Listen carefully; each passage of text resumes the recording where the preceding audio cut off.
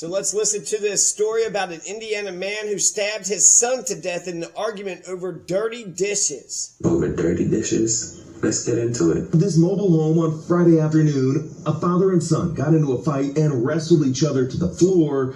A witness told police 59-year-old Timothy Lisby first tried to attack his own son with the handle of a spoon. Tim had a spoon in his right hand and was stabbing Chris with it. So Tim has a spoon and he's stabbing Chris. This is in a trailer park, and this poor guy just lost his best friend. Why? Because daddy wants to tell son, you're going to do the fucking dishes because fuck you and fuck your life. I gave you a piece of food when you was 3 years old, so fuck you and fuck your life. Told me, Maya, get the spoon out of his hand, so I did. Jeremiah Green claims the suspect then went back to the kitchen to get another weapon. And went in the kitchen, grabbed something shiny, something sharp, like that.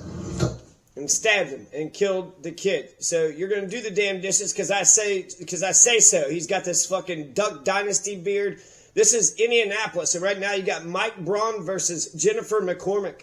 I wonder if they give a damn about the laws of Indiana. When I read Indiana law, you got section 32. The people shall have a right to bear arms for defense of themselves and the end of the state. So in Indiana, you have a right to bear arms to defend the state of Indiana, and you have a right to bear arms in order to defend yourself. Who here denies that the son could have defended himself? You just have to, I have to do your fucking dishes or get stabbed in the fucking heart. Hey, that's what the Bible says. That's what the Bible says. Yeah, you can't point to a single damn thing where Jesus says, if you don't do the damn dishes, then I gotta stab you in your fucking chest. Tossed it into Chris's chest as hard as he could. Jeremiah quickly called 911, and 31-year-old Christopher Lisby was rushed to the hospital where he died the next day. Christopher Lisby, so RIP to Christopher Lisby. Section 16 of Indiana's Constitution, these are the Bill of Rights. So when the father was going through all the different things, how am I going to make him do the dishes? You can petition him, you can peacefully assemble, but you can't have excessive bail, you can't have excessive fines, nor cruel and unusual punishment. You know, that's pretty fucking sick as fuck. Take a knife and stab him right into the fucking heart. Cruel and unusual, and that's the father, so he was supposed to protect you. He was supposed to give you safety. All penalties shall be proportioned to the nature of the offense. Wow, proportional. So, therefore, you don't do the dishes. Therefore, I'm not going to, take you to the damn arcade or what the fuck ever. That's more proportional. Oh, you're not going to do the dishes. You're not going to lick my toes. You're not going to eat candy corn out of my fucking ass. Well, then here's a knife to the fucking heart. The son has a right to defend himself against an abusive father. Anybody who thinks differently is fucking bullshit. Chris was my friend. I love him to death. I've never seen anyone bleed that bad, and that would hurt me. So when he stabbed his heart, it's like stabbing mine. According to this affidavit, Timothy Lisby tried to save his son's life and... Oh, he tried to save him. You don't know the anguish he must go through. That's what I've heard fucking sick motherfuckers say. Ivan the Terrible killed his son. And yeah, I guess after the fact, you're like, oh shit. What did I do here? Timothy Ray Lisby only faces an initial charge of aggravated battery. Well, you did just keep on hitting him. That's not really murder. That's just a whack. That's not hitting if you just whack somebody. That's not really hitting. So the last thing I want to mention is, well, a whole bunch of stuff, really. But just one incident. I have a mother and I have an aunt. And the aunt came over to my house and she twisted my arm. And then she made me apologize. The mother got the father and the aunt. And they all confronted me and they said, you're going to apologize to your aunt. Well, she tried to hug me. I pulled away. She pulls on my arm and it hurt.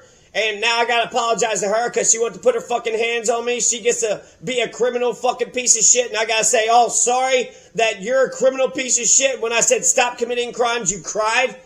Yeah, that's fucking dumb as shit. That's sick as fuck. That's so fucking sick. It'd be like trying to wake up Timothy Lisby, his son, Christopher Lisby. Hey, Christopher Lisby, you need to wake up and apologize to your dad. Christopher Allen Lisby, next time, are you going to do the damn dishes? Next time, are you going to do the fucking dishes, Christopher Allen Lisby? Did you learn your lesson, 31-year-old Christopher Allen Lisby? Yeah, anybody would say some dumb shit like that is some fucked up motherfucker. To make the victim apologize to the perpetrator? But that's what child abusers are. That's what child abusers do. And it's absolute fucking bullshit. So, Indy man stabbed his son to death over This dirty man is dishes. in jail accused of killing his own son inside their home near the city's near west side. CBS 4's Jesse Wells spoke to the main witness, I should say, in the case, who explains what led to the violence. According to court records, the deadly...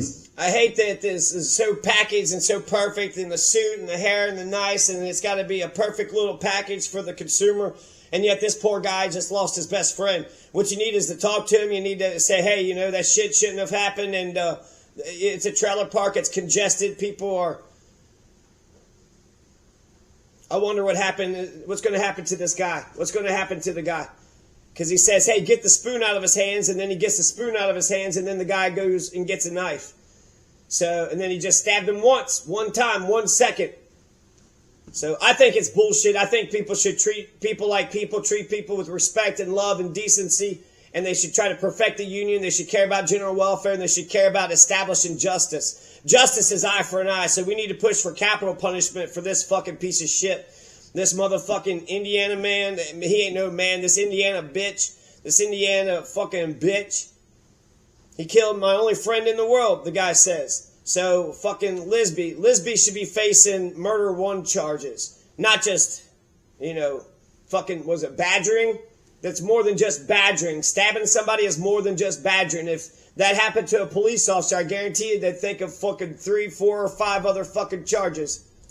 Stabbing here inside this home started To Chris's chest as hard as he could.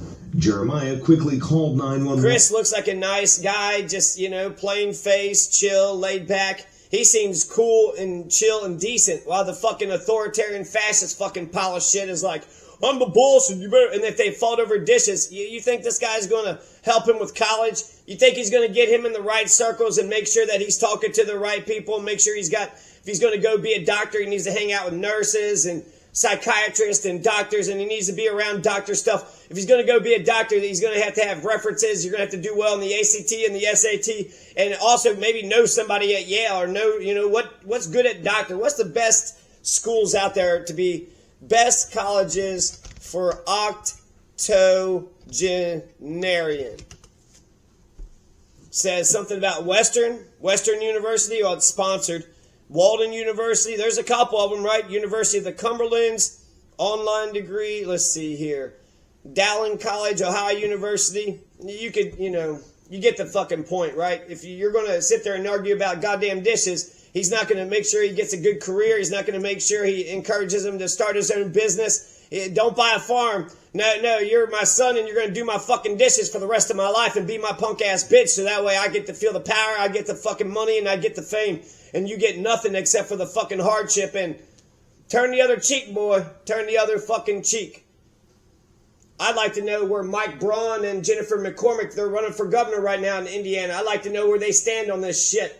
You think it's okay? Let's read Article 1. Article 1 of Indiana's Constitution says that we have a right to life, liberty, and the pursuit of happiness. Well, we don't get liberty and we don't get the pursuit of happiness if this motherfucker's stabbing us in our fucking hearts. I bet he probably says he's pro-life too. Oh yeah, so fucking pro-life. You're going to make all those poor daughters have their fucking rapist daddy's babies, but you're not going to goddamn tell them not to beat the fuck out of the life out and make sure they have plenty of food, make sure they got Maslow's hierarchy of needs. You're going to make sure they got their human needs. Bullshit. It's all about power. All power is inherent in the people. All free governments are and of right ought to be founded on the authority and instituted for their peace, safety, and well-being. The people's peace, the people's safety, the people's well-being. Meaning if you don't get your peace, you don't get your safety, you don't have a good well-being, you don't have life, liberty, and the pursuit of happiness, well, for the advancement of these ends, the people have at all times an indefeasible right to alter and reform the government. Revolution.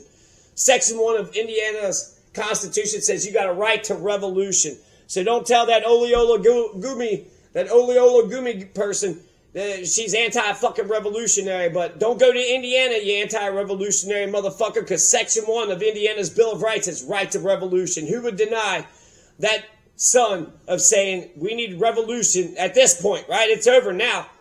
But if he would have done it beforehand, he had a right to defend himself. He had a right to stand up. He's got a right to peace and safety and well-being and life, liberty and justice, the pursuit of happiness. Of course, he's got the right to all these. things. Of course he's got a right to all these things. And if it's not from the Constitution, it comes from natural law. Motherfuckers just want to keep it dumb and hate-filled, and it's fucking gross, and it's bullshit.